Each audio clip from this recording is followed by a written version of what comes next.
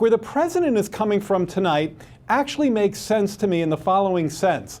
He's talking about closing some of these loopholes, particularly one in the capital gains rate called the stepped up basis loophole. And that's a way in which when somebody passes on, they can bequest to their heirs millions of dollars that face no taxation at all. Even if their heirs go out and sell those assets, they don't have to pay capital gains on them. So most people on both sides of the aisle agree that that's a big loophole. And it seems like a great place to start, at least chipping away at the problem you're mentioning. Jimmy, your thoughts? Well, let me disagree with the premise of the question. Is there any linkage between income inequality and economic growth in advanced economies?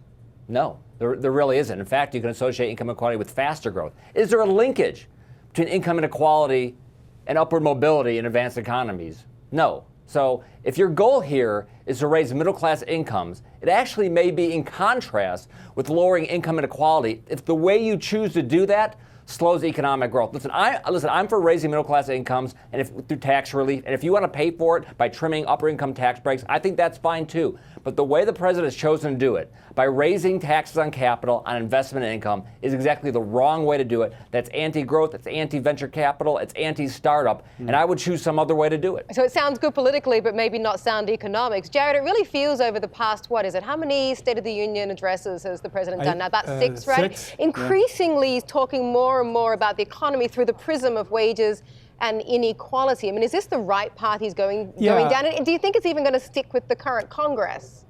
Well, I think on the latter, no. And I think many of these ideas are going to be rejected by this Congress. I don't think that means the president should sit on his hands.